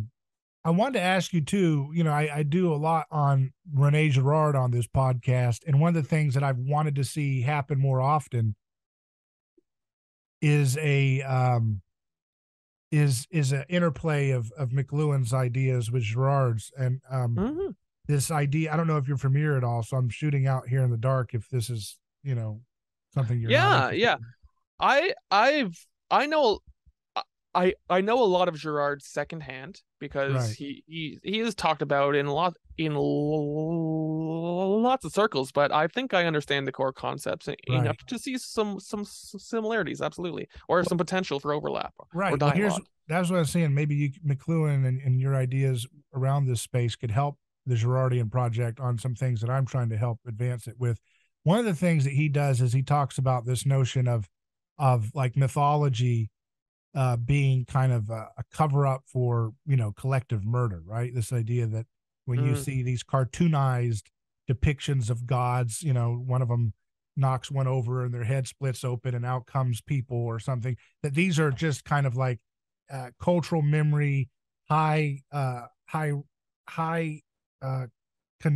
condensed versions of basically projecting a crowd murdering a human being or expelling a human being to resolve what he would call mimetic contagion, aggression in a community. And he says, of course, that we're mimetic, we imitate the desires of those around us, and that can be the source of all the great good things about us. Our language, our poetry, our tool making, our ability to make culture is all mimetic. We desire not just monkey see, monkey do, rote imitation, but we also desire what we perceive our neighbors desiring, what we perceive them modeling in terms of what they want to acquire. And Girard says that when that turns negative, it can create a contagion of violence that can overwhelm a community and wipe it out, right? Because if you start imitating aggression, it's hard to stop that. The animal kingdom, when wolves are fighting for supremacy over control over the pack, when the one that is defeated, they don't the one that wins does not try to kill the wolf who submits their neck. They just go ahead and say that's enough, right? That the animals know dominance and submission is enough to create the structure that they need to survive, right? So there's no vengeance, there's no pettiness, there's no punch when the victim is already down and defeated. When he renders his neck, the alpha wolf doesn't go for the final kill. Usually, they may die in the heat of battle, but once there's a dominance and submission display on the map, it's over, right? It kind of goes and falls in line. Humans are not that way. If I attack, a friend of yours, then you come and get a posse together and attack my neighborhood, and whoever survives from that raid goes on and goes after your village, and it goes on for generations. Humans remember, and they have vengeance. And so Girard says, how did the human species maintain its survival if that's the way we are, highly mimetic to the point where when we go negative with it, it just goes out of control, reciprocal aggression. And he postulates the idea of a scapegoat, that we channel that aggression almost unconsciously when we're caught up in a sea of sameness because we're imitating one another so much, especially in times of trial, like a plague or a famine or what have you, that someone that stands out in an arbitrary way could be easily identified as the person who has caused that aggression and become the prevailing conflict that resolves the community's bad blood between each other, right? So if you and I, if there's lack of resources, there's scarce resources, and I say, I think you stole one of my chickens from my hut, and you say, actually, I think you poisoned the water because I've got a stomach ache, we can say, well, actually, it's neither of us. It's that person down the road that looks different, that has brought a bad spirit to this land. Maybe they're a witch, and we bind up in a moment of conflict and banish the witch or kill them or eat them in some primitive societies. And out of that is where culture is born, that moment of sacrificial kind of representation. So that's almost where Girard says language comes from, that sacrificial moment, where the victim, the surrogate victim, is the first symbol that represents something else. Does that make sense? That becomes the first moment of language in some sense, in some Girardian. Yeah, right. The scapegoat is sort of like transmuted into something mythical to take all of the burdens and then expunge them somehow, and right. now culture is fixed for everyone else, but in a way that needs this sort of transcendent, magical nature of having unloaded more than is even real or possible onto the scapegoat in the ritual of sacrificing them, right? Something like right. This. It's like at first it happens spontaneously, not intended, and then because of the absolute cathartic release of having people in a state of mimetic aggression, and then we're bound together by a common threat, and we overcome that threat, and we defeat that threat, that aggression and that energy gets released, right, into a safe vehicle. There's no bad blood. There's no vengeance. Usually a scapegoat would be someone who is not going to have a faction ready to have their back, or otherwise we would still be in a state of mimetic aggression and conflict, right? And so a scapegoat is going to be someone who's a little bit on the margins of society, but they have to be also an insider because they have to be a credible vehicle of what caused the problems in the community, right? Because it's someone that maybe they were accused of violating a sense of taboo that maintains your sense of self. Now, I'm setting all this up to say that what Girard sees with mythology is it's a cover-up of murder, and that when the Bible comes around, and I'm interested in how McLuhan, because he looks at the Gospels and he looks at media, and I want to see where this kind of interacts, because the Bible comes in and Jesus goes in the Old Testament and New Testament, but in Jesus' story, it's this mythic story, but told with a gritty realism and told from in a format where the scapegoat, the camera stays with the scapegoat rather than the persecuting crowd, right? So in the story of Oedipus Rex, we don't hear the perspective of Oedipus. We hear the perspective of the survivors of the incident that tell the story of how he caused the plague, and when we banished him, the plague went away. Right. So we don't hear Oedipus say, actually, it's not true. I didn't have anything to do with it. They wrote those words in that I said I was guilty. I did not say that. You don't hear his perspective. The victim is so guilty to this day. We have psychological theories about Oedipal complex, right? We don't assume that he's innocent, right? We don't assume a hermeneutic of suspicion on that piece of text prior to the Gospels, that we assume on texts of persecution post gospel. Like, for example, you look at medieval times and there's a text where they said the Jews poisoned the well, Mm-hmm. and then we had to kill the Jews, and then the plague went away or whatever. We naturally read that text, right? And we Mm-hmm. say that's obviously BS. That the author is writing this from a perspective that is justifying a killing of a scapegoat of an innocent target that doesn't deserve the blame for the crisis, right? So Girard says that we need to have the same hermeneutic of suspicion on ancient mythology that we don't place on them, precisely because we don't want to recognize that sacrificial murders is at the heart of culture. Mm. Does that make sense? So he sees texts evolving like an evolutionary transition fossils. So if you look at mythology, it's like you can't see the violence. It's very cartoonized and abstract. Uh-huh. You look at Uh-huh. today's newspaper and it's very gritty, realistic. It's not, Right. no one's saying that, and then JFK flew off into the sky and the rain abated, and therefore you see what I mean? Like we see gritty, realistic depictions of scapegoats in their gritty, realistic form. And there's still some mythic kind of salvific power behind the murder of JFK or Martin Luther King and these figures, but it's an afterglow of the scapegoat mechanism kind of waning because of the gospel deconstructing how mythic violence is concealed by the unanimous kind of telling of a story from the vantage point of the victors over the victim. Does that make sense? No, Yeah. yes, that makes a lot of sense, and I'm thinking of it in psychoanalytic terms, in so far as this disavowal through myth of covering up the crime, as it were. Right. It's sort of a repression, Right. and then somehow, things that are repressed psychoanalytically to the consciousness tend to reemerge and bubble back somehow in a new transfigured form, Right. unrecognized. Right. And that can be a collective guilt feeling, maybe, Right. or some sort of right. I can't get too far in those terms. For me, what this signifies is tribalism, Mm-hmm. and we're talking about cultures in the plural.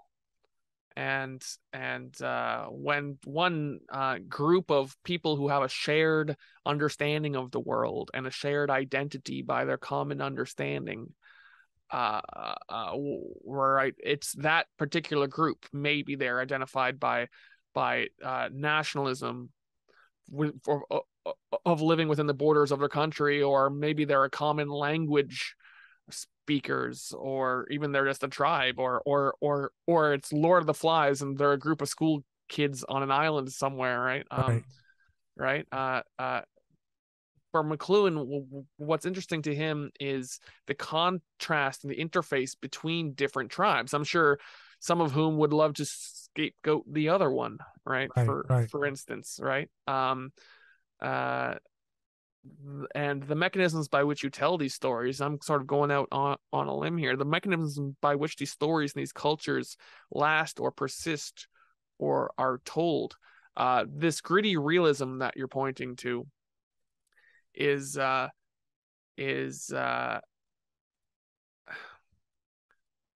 interesting that you call it gritty realism, because that's definitely an effect of the means by which the story is told.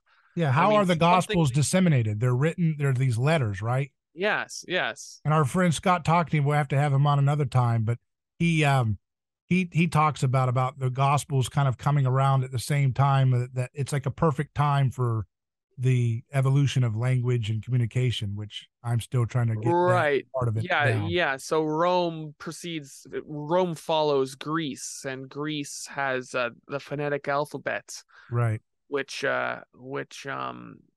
for reasons that McLuhan cites this scholar named Eric Havelock. We needn't get into it here, but the phonetic alphabet with vowels and consonants sort of allowed the Greeks to break out of their the enchantment of their Homeric myths and the songs and stories that translated their culture, and to begin writing down and stepping back. And the same way that I said radio might let people step back from social media and vice versa, Right. the written word of the phonetic alphabet let people step back from Homer and begin criticizing the points in the story, sort of like the precocious kid in Sunday school who asks a question, can God make a burrito so hot even he can't eat it, right? The ability to step back and break out of the tribal communal feeling and to stand alone, and right, all So these effects. wait a second. There was a little bit of that individual uh perspective that was happening with the written manuscript, because you were saying that the print Yes. text takes that to a whole nother level, but it was still happening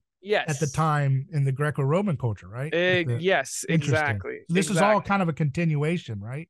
Yes, and yes, if you read the Gutenberg Galaxy by Right. McLuhan, yes, it's the phonetic alphabet broke the Western mind somewhat out of the trance of the right hemisphere all at onceness of poetry and mythical living, uh, to create logic and Aristotle's syllogisms, and this emphasis on that over rhetoric and poetry but to get back to the point, so this happens in Greece, and a couple hundred years later in the Roman Empire now is the ground laid for the New Testament gospel events to occur. Uh, and thereafter, you've got these interpretations in the early church about how do we interpret these stories. Are they real? Did they really happen? Are they symbolic? I mean, clearly with the parables, these are meant to be interpreted, right? They're Right. symbolic, right? And then right, this creates this entire field of scriptural exegesis, which basically consumes the intelligent scholars of centuries of Western culture trying to figure out, the logics of how to deal with the power that's in these stories, and what the power means, and how it's expressed in words, Right. and how to create sermons out of it, and what reverence to have for it. And the printing obviously, big fallout from the printing press is protests against the church, leading to Because Protestantism. every person can have their own little isolated internal mind of their text interaction, Yeah, and goes the off into a different. largesse and the Yeah. size and the corruption and the contradictions and the whatever it is in the centralized church that people were protesting. And I'm sure everyone had their own different thing to protest, right? Right. Right. So now you've got these tribes of people, right? So it's the medium underlies, in McLuhan's perception, these events which we look at in terms of story between rational characters or agency. Martin Luther decided this and he did this thing. And McLuhan saying, what if Martin Luther would have never even gotten that idea if he didn't spend all this time reading his Bible, right? Right. Right. Right. And he wouldn't have been able to do that if, right? And silently, even. What if the act of silent reading allowed someone to step back so much from whatever room that they're in that they can come at Exactly. a conversation from a completely different angle? Exactly. Yes. This is very interesting. This is exciting to me because I see this fitting with what Gerard is kind of getting at, because, and again, we're not going to be able to do justice in just short format, but just to kind of get these thoughts out there for people to play with and think about. And maybe we're Mm-hmm. wrong, but, or maybe I'm wrong, but I'm just saying, um, there's this idea that like, I see the human species as like this hive mind, or this kind of like this, this collective type. I don't know. Hive mind is not an appropriate thing, but we are kind of like ants. We're more closer to ants than we realize in some sense. Like we're not Mm-hmm. these little individual lone wolves. We're a pack creature, right? And Mm-hmm. I think that the history of our evolution through media discoveries is like allows the human species to come closer and closer to understanding who we are, right? Like through these different, like this, like Yes. like radio helps us have a different type of mirror to kind of hold up on ourselves. It's like, oh, I didn't know that about us. And then all these print media, all these different things are giving us these subsequent forms of mirrors to see ourselves in ways that we could not see ourselves quite the same way before. And it comes with their own delusions along the way to kind of not see ourselves fully, right? Like we're always kind Mm-hmm. of like shrinking back from fully recognizing who we Mm-hmm. are and as a species. And that would fit in well with what Gerard kind of says is like at the heart of our culture, we created this structure of misrecognition in which we create culture and order and meaning based on mutually excluding and purging out um, um, arbitrary differentiated people as a means of kind of having peace and unity, right? Like it's Mm-hmm. united we stand because we sacrificed a common victim that we then paper over as a god. Like we didn't invent our gods, we deified our victims, Gerard says. And he says that the gospel text comes into a culture like a yeast in a loaf that slowly starts to undermine the ability of sacrificial violence to continue. Because Oh. once you see the perspective of Jesus, who is also a sacrificial scapegoat, but the camera stays with his vantage point, not the victor standpoint. So Mm-hmm. it doesn't say that Jesus had to die because that's the way the gods wanted. It's actually no, you murdered God. When God showed up into human history, you murdered him. The gods Right. never demanded this. This is the gods of your own invention, and those gods of your own invention are actually victims that did not have the vantage point of their perspective recorded in the text, in the piece of media. And And so, so it sort of makes me. Isn't Mel Gibson creating a sequel to The Passion of the Christ right, that yeah, takes place in Christ's underworldly 3 days right, of death? yeah, yeah, Right. So when you talk about the camera stays with right. with the victim here, it's just a very literal instantiation of that. I hadn't thought of that. Apocalypto, his movie about the Mayan Mm, culture, at the yeah. end of the movie, it says for Abel, right? Which was, I think, I don't know if that gave a clue that he's kind of reading from the Girardian hymn book because if you think about Cain and Abel, that story, Cain kills Abel, and on his bloodshed, he founds the first city. So the first city is established on the unjust persecution of a sacrificial victim, Mm, and you contrast that in the biblical text with Romulus and Remus. Romulus kills Remus and founds Rome on the blood of Remus, and the camera always stays with Romulus in terms of that was a noble and just thing to do. But in the biblical text, Cain's murder is seen as unjust, and his blood cries out for vindication. And get into the book of Hebrews, and it says that basically the blood of Abel is what Jesus was basically bringing back into the worldwide consciousness of the human species. This idea that all human cultures are founded on hidden victims, and once you create an anti-myth that walks through the scapegoat mechanism that all cultures have been relying on unconsciously, it undermines that ability for that kind of cultural order to maintain itself. And now humans have to find a new way of ordering themselves.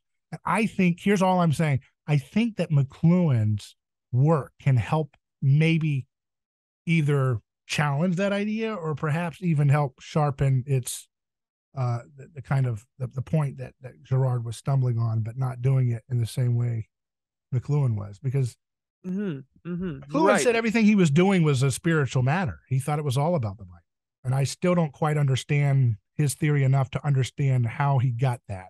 But I see McLuhan on a distant, foggy way because I'm not like by any means a student of more of a pupil, just kind of looking at it.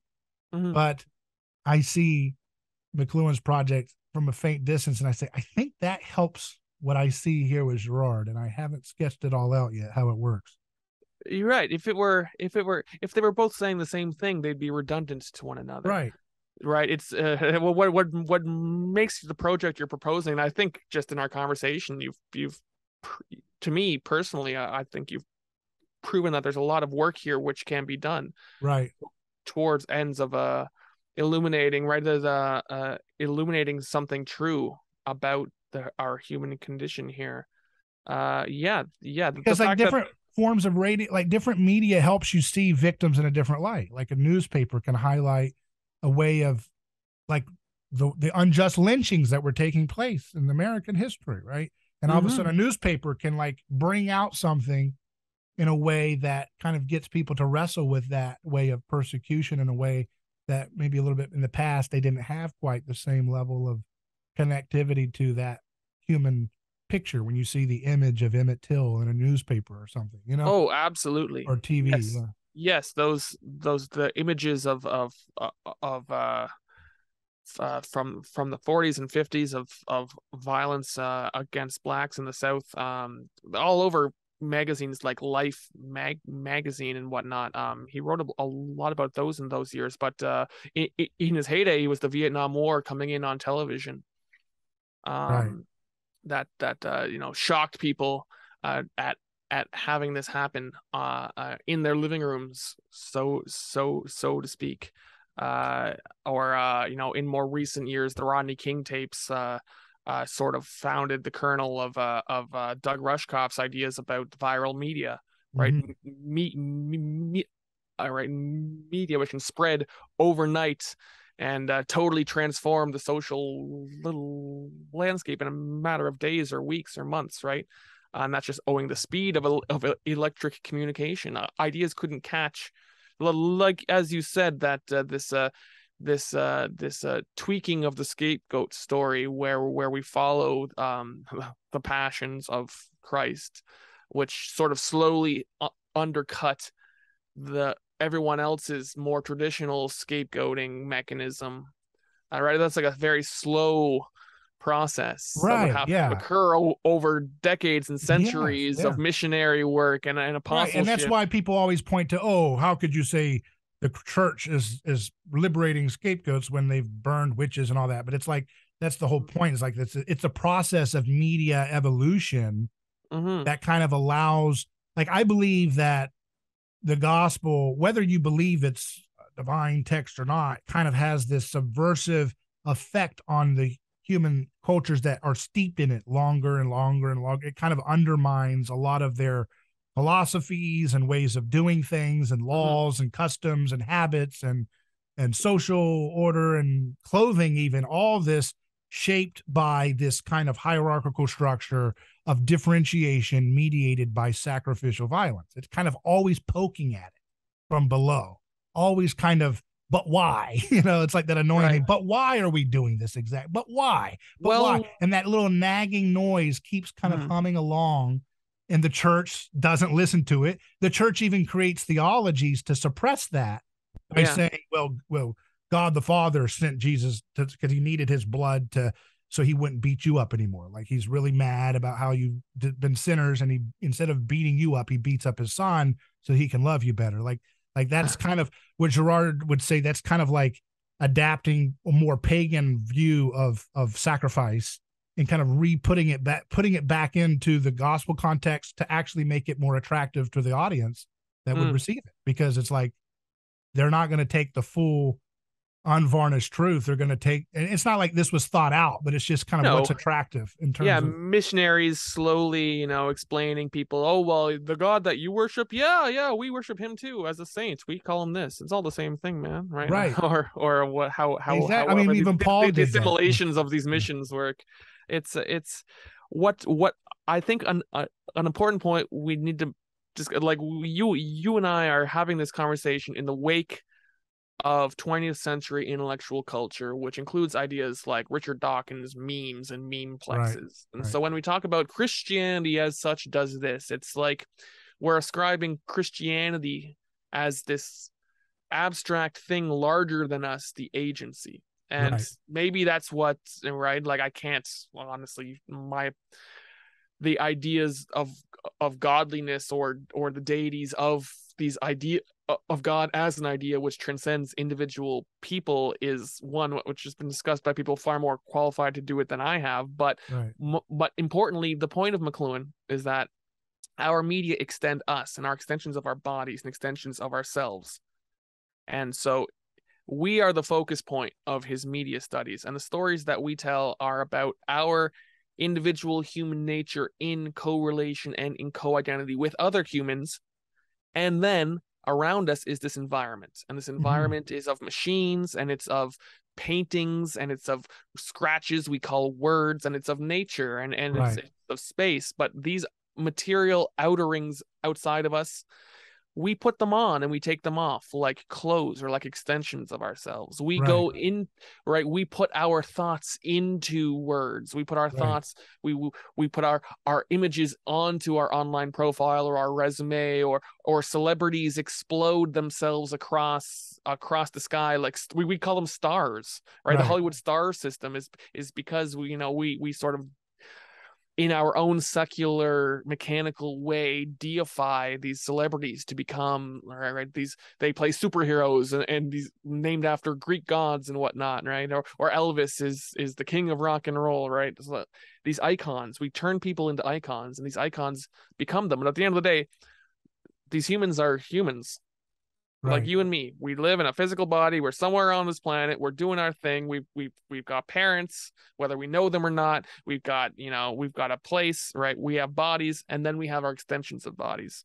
And so it's our agency ultimately. It's our soul. It's our individual us as our bodies. Where we're at is the center of the story for McLuhan. And memeplexes and media at the abstract, we're analyzing them, but we don't have to talk like they are the ones inexorably in control. Sometimes it seems that way. Sometimes it does seem like we are going with the current of a stream that we can't steer, or that we're ants on an anthill, right? Or that this hive mind is more powerful than us and people are going along with it, right? We get these myths, these cultural myths like zombie films from Cesar Romero in the 50s and 60s. And now you've got, like video game inspired memes like NPCs, right? Like ultimately these conversations are important, but they have to gel with the language that people are using to describe their world today, and that's a language of pop culture, and it's a language of ideas like memeplexes. And so these are the substance. This is where you meet. This is where the mission is, to meet the people who are listening to this radio program, or to meet the people online, or to meet the teenager buried in their iPhone, to meet them at the terms where they're at, the same way that these Christian missionaries met other societies in the terms where they were at. Did McLuhan see his work as a kind of evangelism in that way? He said it wasn't important for him to ever be introduced as a Christian or Catholic. It need only be kind of known or easy to figure out. So he was. But was that kind of like a C.S. Lewis thing where he said, like, you don't read a humanist textbook. The humanism is just undergirding the text. Yes, exactly. Yeah, McLuhan is all Thomist in his own understanding of Thomas Aquinas. But he doesn't advertise it. He doesn't have to, right? It speaks for himself for those who have ears to hear it. So just for, again, I'm totally just learning here. So what did he see was the purpose of his work as a media study? Like, what was he trying to do? Obviously he had kind of you touched on it in your article. He had kind of a preachy tone at the beginning, and then he kind of learned to just kind of lean into it and just look at it as neutral as he possibly could. But ultimately he did kind of have a thrust to what he wanted to do, right? He was looking at what did he want to do if he could. These Carnival Barker radio stations you were talking about earlier, they're geared towards the young and the young at heart. That's who listens to that, right? We are a society torn apart demographically. We're sectioned. We're each given these labels. Oh, the millennials did this, and the boomers. Okay, boomer, you do that, and oh, these up and coming zoomers, right? We're told we're kind of stratified and given our tribe by these demographic studies, and then the fight between parent and child is sort of I'm not saying intentionally, but as a function of keeping everything going, tensions between the generations are incited implicitly, right? Kids are sold one set of thing, and then, oh, now that's childish. Now you need to buy the adult version, and then you got 30-year-old kids who are proud of adulting because they took the garbage out on time one week, right? So my point is that McLuhan saw his task as not becoming an bitter old man who was pissed off and angry at how the kids are lost and don't understand anything and don't appreciate, and their art sucks, and oh my god, can you listen to this music? It's terrible, right? He had to demonstrate the way that someone of his generation could remain not just important, but an adult and a teacher an important bringer of light to a generation which grew up in a world completely different than his own. He was kind of like a missionary through time, through generations So what do towards he want them to do? culture. Just use their media responsibly? No, first, no, it's just in his position, it was just enough for people to try to hone a perception of what's going on. He didn't have solutions that didn't come off like kind of science fictiony, but he had to demonstrate how to gain perception that sort of pointed to something real across what seemed to be totally different universes that operate by totally different principles, right? I can think of my parents saying, "Oh, well, if you want a job, you just got to go into the store and ask for the manager, and like wear a nice suit and shake his hand and right." And me and my sister rolling our eyes because like, no, that's not how it works at all. I got to go apply online. Like everybody laughs at the dork who walks in like they're so fucking important that they can just get a job on the spot because that's not how you do it, right? Yeah. Right? This is Walmart, man. You don't just get hired off the street walking in a suit and tie, right? Or whatever it is, right? Right. Right, like the universe works by different principles for each Right. generation. He had to sort of show some sort of, again, he's a long history guy. He has to exhibit what's true about humanity regardless of the changing environment. The environment's changing all the time. They're ripping the rug out from underneath you all the time. He had to demonstrate how to dance and not fall over in a world that constantly ripped the rug out of everyone in its changing environment. How do you know you're falling over? Well, now that we know the Earth isn't flat and that we're spinning through space, I mean, do we ever really know, right? Right. But I think you're I'm just trying to explain that, like, he's trying to keep people from losing themselves, right? He's trying to keep people right. He's trying to show how to roll with the changes without remaining infantile. Let's put it that way. Being self-aware of what Being these different evolutions of technology are doing to you. Yeah, he's a role model of patience and care and non-judgment and perception and going into the places that you don't like, because it's not about liking things, it's about seeing what's going on. So there's a great film clip of him sitting in a go-go bar surrounded by women in go-go boots with beehive hairdos all dancing to the Supremes, and the music is blaring and he has to shout at the microphone, right? All right, here I am surrounded by the kids, right? And it's obvious he hates it. Oh my God, what am I doing with these freaks, right? But sorry, it's obvious to me, but if you're watching it, he's just like this old man who's sitting there surrounded by these crazy counterculture kids, just like describing what he sees. Okay, kind of look how they're all dancing to themselves in their own world of music, and then these people are dancing together, right? It's like he's like an alien exploring humanely, fairly, compassionately what's going on around him, right? He's just trying to exhibit how to go around in a world which is too confusing, which people would rather just stay in their tribe and stay in their comfort zone and not leave the house because it's scary on what's beyond the door outside, right? So in some sense, he's trying to get people to see the wonder of the things around us, but not become Yes. swept up into them. Like, kind of, Yes, look and how those neat this is. yes, and these wonders are subtle. You have to go looking for them. You have to stay a long time. You need the patience. Um, a good author spends their time hours and hours and hours in public just listening to the conversations happening around them at the bar or at the park, right? They're always absorbing it. It feels like a lot of time wasted waiting for those few moments. Or a photographer who spends months out in the savannah waiting for one thing. Oh my God, a lion finally attacked a cheetah. I've been waiting for this for 6 months to see this thing, but then you get the picture, goes on the cover of National Geographic, right? The patience of immersing Of yourself in the waiting world. for the patience of waiting for a teenager to put the phone down when you're talking, right? That's the great. That's the lion gets the antelope moment. Now, I Yeah. guess as an old fogey would see it, right? That's right. That's right. You can't. So does he want us to embrace? I mean, not that he's given us things to do. I know that, but like, is it? Because a lot of people, again, you were introducing McLuhan in the context of people saying, "Look how terrible this social media stuff is for us." Is that the way he would look at it, or would he say, "No, this is interesting. Try, use your tweets wisely, and don't do it all Well, day." And for my own part, I'd say no. I would say he's for my own part, just my own perspective on it. McLuhan would want you to make sure that you know what social media is first.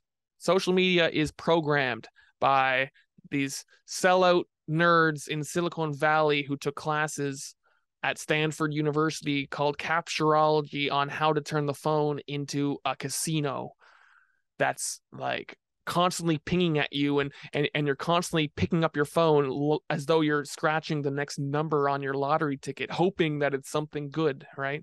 Right. Or I just want to do one more draw on the slot machine because maybe like if I stop now, like that'll be the time when I miss out on the 3 sevens, right? The triple Yeah. sevens, right? Phones are designed to be these things. By who? Right? You bought the phone. It's your phone. Why are you letting someone else across the country program it for you? Why are you letting other people tell you that, you have to join this website or you have to do this thing, right? Before you lament, oh my God, what this phone is doing to people, make sure that you really truly understand that, we had a computer revolution in the 70s and everyone bought these things called personal computers. That was their own thing that, they owned it. Do you feel like you own your phone the way that some nerd in 1979 felt like he or she owned their computer? Do you have the same control over your own programmable device? Because that's what your phone is. It's programmable. It's programmable by you, right? Did your education prepare you for that? Does your culture tell you this? Are you empowered with your technology? Or Well, the every average time person would say, I don't know computer programming. I This don't just know helps it. me connect with my family and friends. Yeah, exactly, right? That's what it is. That's all it is, right? Well, then who's programming who? And at what level? Right? McLuhan would demand that you delve deeper into your culture at large and your relation to your media, and to learn the history of why you look at the media the way you do, right? And to see that one person's right, it's the old saying, one person's trash is another person's treasure, right? Right. One person's phone is the other person's uh, programmable, infinity machine. There's Right. just the metaphors fail me because we're so fractured across even understanding. Did you have a shop class in your high school, Yeah. David? Yeah. Did you have an auto shop? I don't think so. No. No, no. My dad, learnned how to repair his own car in high Right. school, and he Right. still repairs his own car. He's his own mechanic, right? He spends his Right. days off fixing up his vehicle, right? I mean, this idea of owning your own devices. Farmers today are fighting to control their own tractors so that Right. so that they don't have to pay the manufacturer some made up business model that right, like our ownership over our devices is something that doesn't get talked about enough when we're analyzing why we feel so enslaved to them. What If would we you knew think how they about worked, that? What would you think about the overarching surveillance with the NSA and all these things and all that? I mean, just owning oh, all it's the conversations. It's almost like a god, omniscience, all knowing, all powerful, all present, yeah. Well, we built it. We can take it apart. by And just we turning off the phone or whatever, or using Signal or you know what? That's a step in the right direction. For me, I look to computer activists, institutions like the Free Software Foundation and the Electronic Frontier Foundation, for who are doing great activism on spreading the word and spreading solutions about what to do about what's called surveillance capitalism. It's the title of the best book on the subject so far. Yes, we're living in in a surveillance state of our own making, and McLuhan was talking about this in the 70s. He was talking about this in the 1940s.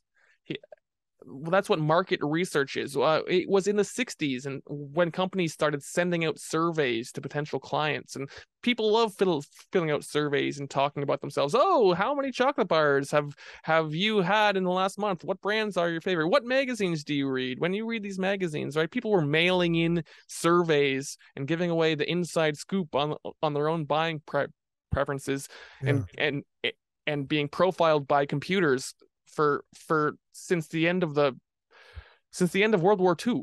right, We're only waking up to it now because it's gotten so bad that it's in our right, faces. They've been very good at hiding the files, our permanent records, for decades. The introduction of credit cards, of electronic payment systems, is a massive just enables people to track where you are, where you spent your money. Your banks know what gas station you go to, what stores you shop at. When you cash in your points and you pay with your credit card to collect all of your points, you're telling people what brands you buy. They know, right? They've been able. This is such an old environment, such an old marketing thing. The fact that we're waking up to it now is good and laudable. But that conversation, that history, if it's not part of that long history, again, McLuhan's a long history guy. If you're not bringing up that long history as the backstory to the problem of social media today, then you're just scapegoating one type of technology and not really getting the full picture. exactly. Yeah. To bring it full circle again, was right. So it's so interesting, and I know we've gone over time, but I really appreciate your time. There was something else I wanted to ask you. Do you ever imagine what the next big smartphone like evolution of media would be? Do you ever just play around and imagine what it would look like? Just anything weird. Like I keep thinking about smell-o-vision. They never got that. Because I mean, smell is like the most powerful sense we have in some sense, right? I mean, you can Yeah, smell something and you just boom, instantly taken back this is on like an an old. emotional, primitive level that we just can't get the same effect with other. Uh, is there a way to bring smell into the next century in a way that people can like have I, you're watching a video of a guy in a yeah, citrus grove and you smell the citrus grove and it I comes think through your there was an phone? I think there was an SCTV sketch, sketch comedy here from Canada where the TV program mailed out everyone an aerosol, and then when the thing blinked on the TV, you're supposed to spray it in front of you so you Right. can smell what's going But imagine if it was like auto. You put on a little gimmick thing on your phone, and then like certain videos are programmed to release certain scents. There's like I 100 wonder different if you got to. scents. Can you imagine that? Oh Wow. God, what are they gonna charge for the refill cartridges on that? I bet you it's worse than your printer.